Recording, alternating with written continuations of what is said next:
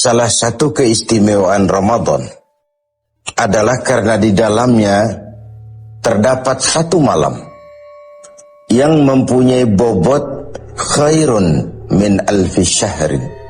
Satu malam tetapi lebih baik daripada 1000 bulan. Kita sebut itu sebagai Lailatul Qadar. Kapan sih Lailatul Qadar itu? Dan bagaimana kita harus menyikapinya? Sepakat sebagian besar para ulama berdasarkan riwayat dari hadis bahwa Lailatul Qadar itu jatuh pada malam-malam ganjil, salah satu dari malam-malam ganjil di 10 yang akhir dari bulan Ramadan. Bisa dia tanggal 21, 23, 25, 27, 29 di malam-malam ganjil dari 10 yang akhir. Inilah rahasia kenapa baginda Rasul kalau sudah masuk 10 yang akhir dari Ramadan, hamparkan, sing-singkan lengan baju, hamparkan sajadah, dan lebih banyak di masjid ketimbang di rumah. Ini bedanya baginda Rasul dengan kita. Kita sudah memasuki 10 yang akhir, gulung sajadah. Tengok 10 yang akhir tuh. Barisan tarawih di masjid mulai mengalami kemajuan. Orangnya makin susut. Sudah berpikir mudik, sudah berpikir beli pakaian baru, sepatu baru, baju buat anak, oleh-oleh buat orang tua, sehingga konsentrasi ibadah buyar. 10 yang akhir Rasulullah sing-singkan lengan baju, hamparkan sajadah, lebih banyak di masjid ketimbang di rumah. Nah, mereka tentu yang ingin mendapatkan Lailatul Qadar, menemukan Lailatul Qadar, harus sudah berniat dan berjaga-jaga sejak awal Ramadan. Jadi tidak bisa pakai ilmu untung-untungan. 20 Ramadan tidak tarawih, 21 berangkat ke masjid, 22 libur lagi, 23 masuk. Kenapa? Wah, ini malam ganjil. Tidak seperti itu moralitasnya. Dia berjaga-jaga sejak awal Ramadan untuk mendapatkan Lailatul Qadar ini. Bagaimana kita harus menyikapi Lailatul Qadar ini? Tentu kita harus melihatnya dari sisi betapa rahman dan rahimnya Allah itu. Maha kasih, maha penyayang, maha pengampun, maha menerima taubat. Umat-umat terdahulu sebelum kita diberikan umur yang relatif panjang. Nabi Adam 2000 tahun. Nabi Nuh 950 tahun. Rata-rata umatnya ya sekian itu umurnya. Jadi secara hitung dagang, kalau 300 tahun mereka bergelimang dosa, kan masih punya stok 400 tahun untuk bertaubat. Umpama hitung-hitungannya harus begitu. Kita umat Nabi Muhammad ini, umat terakhir ini, diberikan umur yang relatif pendek. Bahkan kalau mencontoh kepada Rasul, 63 tahun beliau wafat meninggalkan kita semua. 63 tahun. Taruhlah kita seperti itu. Kalau 40 tahun kita bergelimang dosa, sisa umur cuma 33 tahun, ditebus dengan taubat seperti itu, kan belum seimbang neracanya. Apa dosa lalu harus tidak terampuni? Apa tidak ada peluang untuk melakukan pemutihan terhadap seluruh kesalahan yang pernah kita lakukan? Dari sisi inilah kita melihat makna Lailatul Qadar. Allah yang maha pengasih, Allah yang maha penyayang, seakan tidak langsung saja bilang, "Hei umat Islam, sekalipun umurmu relatif pendek, kau jangan pesimis, kau jangan skeptis. Sekalipun begitu banyak kesalahan kau lakukan, dosa kau tumpuk, dan umurmu relatif pendek, jangan sedih. Aku berikan kepadamu waktu dan tempat yang punya nilai spesifik. Waktu dan tempat yang punya nilai istimewa. Tugasmu memanfaatkan peluang yang diberikan itu. Itu sebabnya ada penggandaan nilai pahala. Sholat berjamaah pahalanya 27 kali lipat daripada sholat sendiri. Beribadah di hari Jumat mendapat tambahan pahala. Sholat di Masjidil Haram di Mekah 100.000 kali pahalanya ketimbang di masjid-masjid biasa.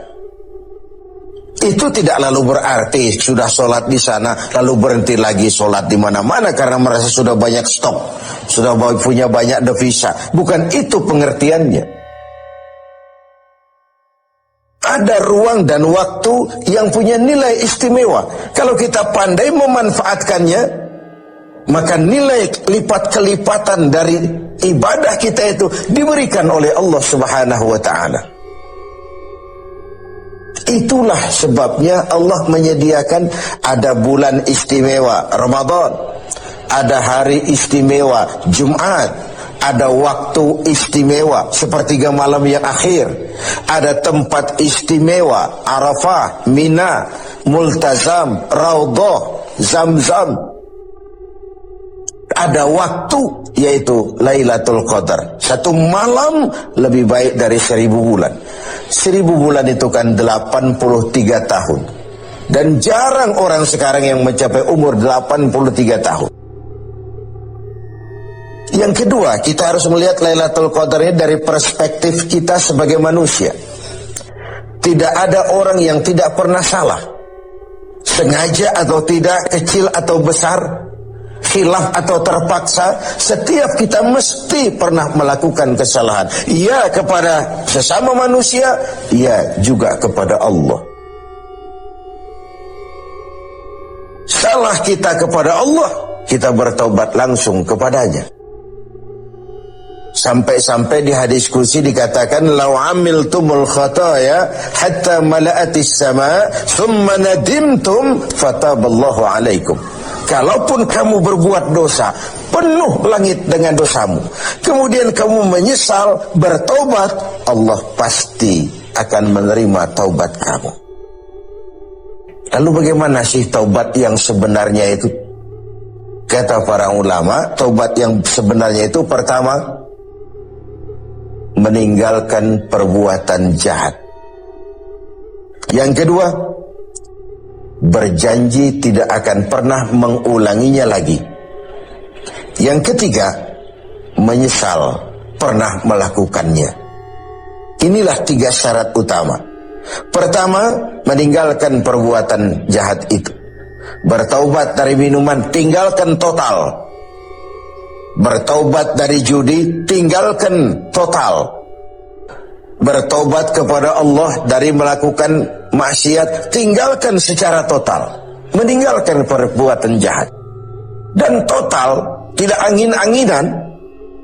Yang kedua, berjanji tidak akan mengulanginya lagi. Tidak akan pernah lagi saya berjudi. Tidak akan pernah lagi saya berzina. Tidak akan pernah lagi saya mencuri.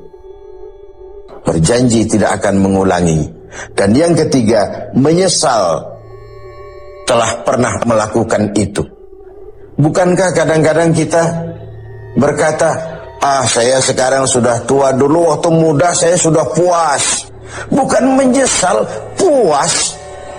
Sekarang saya sudah tua, dulu waktu muda sudah puaslah saya. Sudah pokoknya sudah puas. Bukan puas yang diminta. Menyesal, kenapa dahulu begitu? Kenapa telah melakukan itu? Inilah makna taubat yang sebenarnya.